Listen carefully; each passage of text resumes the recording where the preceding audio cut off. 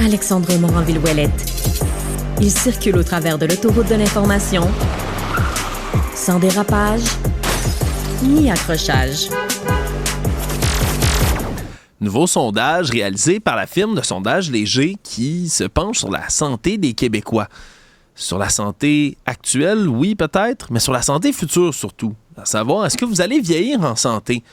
C'est des résultats qui sont quand même assez sévères, alors que plus du tiers des Québécois qui ont répondu au sondage disent qu'ils ne pensent pas vieillir avec la santé. Pour en parler avec nous, Jean-Marc Léger, le président de la firme du même nom, est avec nous. Bonjour, M. Léger. Oui, bonjour Alexandre.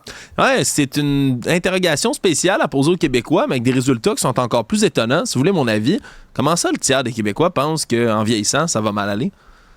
Oui, parce que c'est une perception, hein, c'est ça qu'on voulait mesurer. T'sais, on fait beaucoup de sondages politiques, là, mais il y a d'autres sondages qui sont encore plus intéressants. Ça, c'en est un parce que ça touche le cœur des gens. Au Canada, c'est 40% qui disent qu'ils ne vieilliront pas en santé.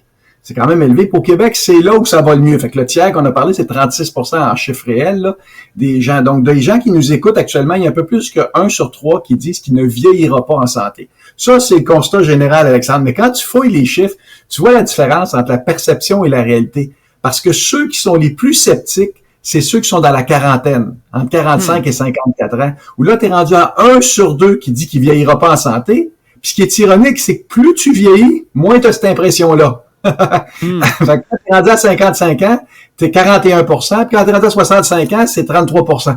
En réalité, c'est que t'as tellement une image négative de la vieillesse que vieillir, c'est perdre tous ses moyens, qu'à 45 ans, c'est là que t'as la crise existentielle qui dit, c'est vrai que je vieillis, là, puis c'est plus négatif que ce que ça l'est réellement. Oui, c'est ça, on fait comme de l'anticipation négative, parce que j'imagine, c'est ça, la crise de la quarantaine, mais c'est une période où on est, mon Dieu, sollicité, sursollicité. C'est la période où on a quoi, des enfants, un boulot, toutes ces choses-là. Ça pèse dans la balance, ça, M. Léger?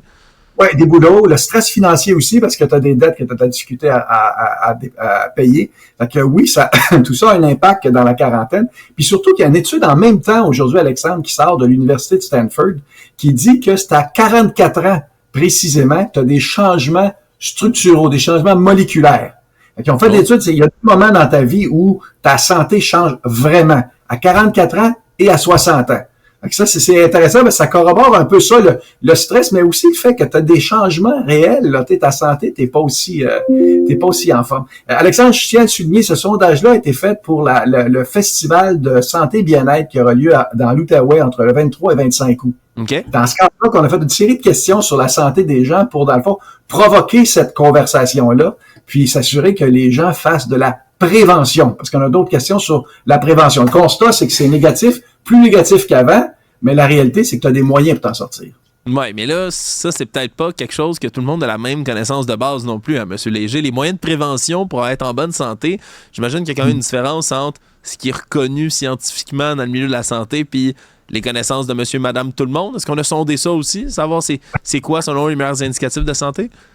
Ouais, ça, on demande la perception, puis après, on a interrogé un pharmacien réputé pour être capable de voir, dans le fond, la relation entre les deux. Les Québécois sont pas si loin. Voyez, au deuxième rang arrive l'alimentation, qui est pour les pharmaciens l'élément majeur, numéro 1. Là. Comment tu t'alimentes. Ensuite, tu as l'activité physique, la gestion de stress, le sommeil qui vient avec, et aussi toute ta vie sociale active.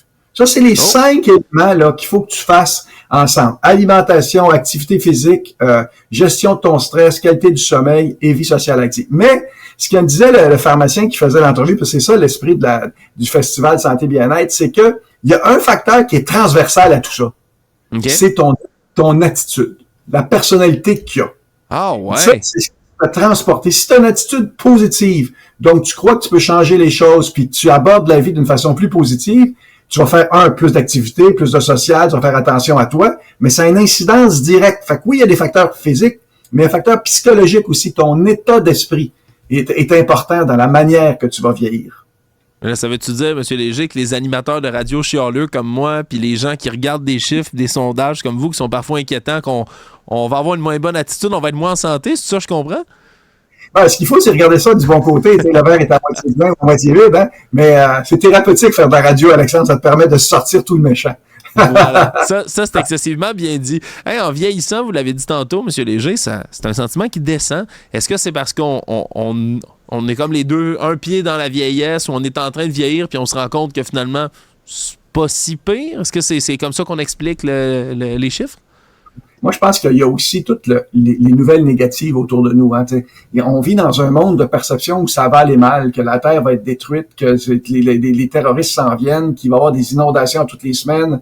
On a tellement d'informations négatives véhiculées notamment par les médias sociaux, c'est que la perception négative est plus forte. Moi, en sondage, pas juste dans celui-là, mais dans l'ensemble ce que je mesure, c'est que les gens sont de plus en plus négatifs. Prenez par exemple quand je mesure de la service à la clientèle pour une épicerie ou pour un service financier, les gens crient au téléphone, chialent, sont toujours stressés. Fait que ça là, c'est très sociétal, c'est la société d'aujourd'hui là où il y a une colère citoyenne qui est là, qui s'exprime via les médias sociaux, et non seulement elle s'exprime, mais elle rencontre des gens qui ont la même opinion qu'eux. Vous savez, les algorithmes des médias sociaux qui fait ceux qui sont négatifs se retrouvent ensemble, ou ceux qui sont républicains aux États-Unis ou démocrates se retrouvent dans des bulles là. Ben ça, ce qui fait que cette négativité-là ressort. Et ça a un impact sur ta vieillesse. Là, il y a une donnée, l'espérance de vie. Donc, un nouveau-né au Québec là, a une espérance de vie de 83 ans. Okay? Donc, c'est élevé. Puis ça augmente de façon significative année après année. Mais le plus important, c'est plutôt ton espérance de vie en santé. Oh. Et ça aussi, ça a augmenté. C'est 67 ans en moyenne. Donc, sans que tu aies de problèmes majeurs de santé, là, tu peux espérer 67 ans. Puis entre 67 et 83, ben là, tu as toutes sortes de petites maladies là, qui ressortent une après l'autre et que tu as à gérer. Là. Ouais, ça aussi, c'est vrai que c'est une statistique qui est importante parce que c'est bien beau vieillir, mais quand on est toujours coincé à l'hôpital ou avec des problèmes de santé, c'est pas mal moins drôle. Le Québec, M. Léger, se classe comment dans le Canada? Parce que c'est pas juste provincial, là, c'est tout au long de la fédération, ce sondage-là. Comment on se classe? Toujours mieux. Toujours mieux. On a toujours une espérance de vie une perception plutôt de notre vie plus élevée. Dans ce cas-ci, par exemple, on est plus positif face à l'avenir. De façon générale, les Québécois sont bien plus heureux que le reste du pays. Puis il y a une raison fondamentale. Moi, j'ai écrit un livre là-dessus qui s'appelle Le Code Québec. Là. Il y a une raison fondamentale, c'est que les Québécois sont le peuple du ici et maintenant. Alexandre, j'avais posé une question là, qui est la plus grande différence entre un Québécois francophone puis un anglophone du reste du Canada, c'est la question suivante. Sur les 5000 questions que j'ai posées là, dans cet exercice-là, c'est celle-ci.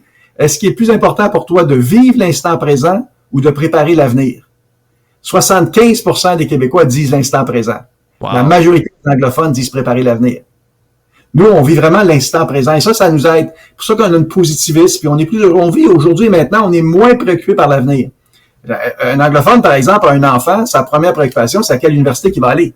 C'est plus organisé, plus préparé. Fait qu'il y a un côté positif de ça. Mais le côté négatif, c'est qu'ils vivent moins dans le quotidien ou dans le maintenant que les Québécois. Fait à tout égard, on est plus heureux, on a moins de problèmes, on est moins préoccupé par l'avenir, puis ça se reflète même dans ce sondage-là de santé et bien-être.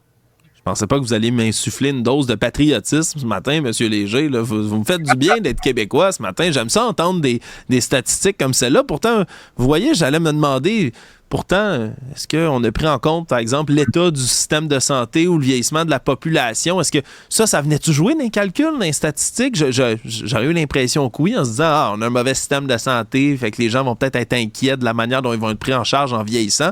Mais ça se reflète pas dans vos résultats pourtant. C'est-à-dire que les gens sont plus négatifs qu'ils l'étaient avant au Québec et dans le reste du Canada. La perception est plus négative qu'elle était, mais on est toujours mieux que le reste du Canada. Quand on mesure l'indice de bonheur mondial, là, le Québec se classe dans les premiers au monde avec les pays scandinaves. Puis une autre des raisons de ça, c'est notre attitude positive, mais il y en a une deuxième raison, c'est que c'est au Québec qu'il y a le moins d'écart entre les riches et les pauvres. Et ça, c'est un facteur de bonheur. Parce que c'est pas l'argent que tu gagnes qui est important, c'est quand tu te compares aux voisins. Fait que moins qu'il y a d'inégalités sociales, plus les peuples sont heureux.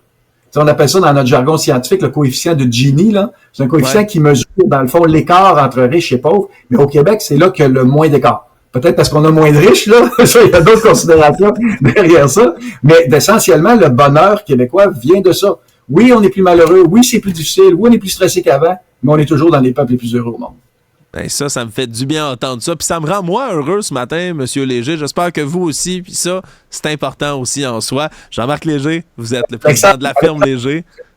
On est plus heureux, donc, comme je disais au début, on peut vivre plus longtemps. C'est une question d'attitude. Vous voyez, là, mon taux de négativité par rapport à mon futur vient de descendre. Un gros merci, M. Léger. C'est un plaisir. Au revoir.